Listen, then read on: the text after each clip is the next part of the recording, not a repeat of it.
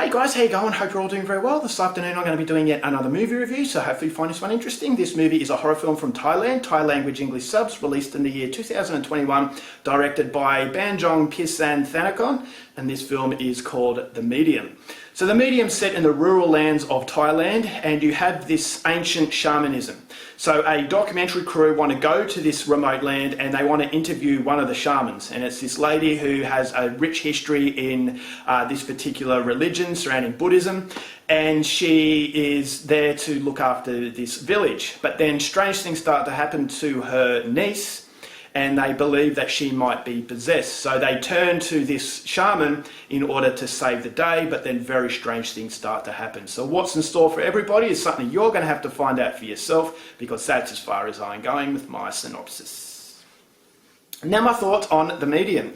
This is a film that had a lot of expectations based on the fact that a lot of people actually recommended this film to me. They said it was an absolutely fantastic movie. It was very similar to South Korea's The Wailing.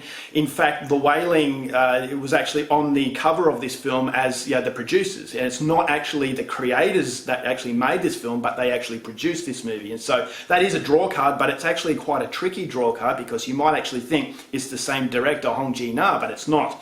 So this is a movie that does have strong resemblance to The Wailing, in that it is a movie that does have a very atmospheric quality about it. I thought, the fact that this is a documentary, a documentary sort of style, I wouldn't say it's a found footage film, but it does have a different sort of angle as far as storytelling is concerned. But it has the same very absorbing atmosphere that The Wailing did. It's set in a very rural land. I thought the rural land actually contributed to the very, that feeling of unease and dread. And I thought, all right, well, this is definitely a good setup for a supernatural kind of film. And so it was a possession movie, and I thought, how is this possession movie going to be any different? And unfortunately, as far as the story is concerned, it's not really that different. I thought it was interesting, the religious aspects that this movie had, and the ceremonies that were conducted, I thought were actually quite riveting. But I thought as far as the story, possession is concerned, it was a little bit predictable. I kind of knew how this was going to unfold because it does borrow a lot of very familiar tropes. But as I said, it's that atmosphere and the absorbing quality that the invisible net has on the viewer that makes it worth viewing. And I also thought as though this movie was quite dumbed down. It wasn't very subtle at all,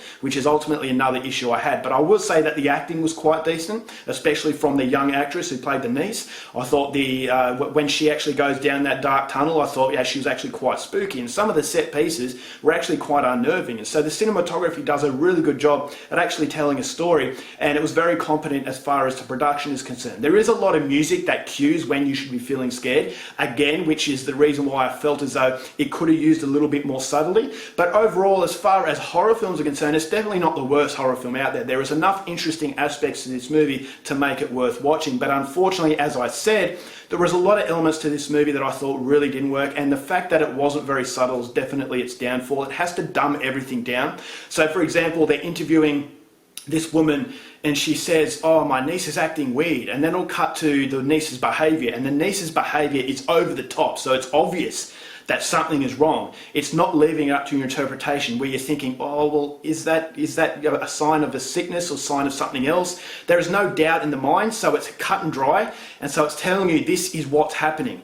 And so I felt to myself, well, it would have been a lot better if it was a gradual decline. I felt as though the decline of this niece was way too rapid for its own good, and so it needed the subtlety to actually have that sense of anticipation. I felt as though there was no real anticipation.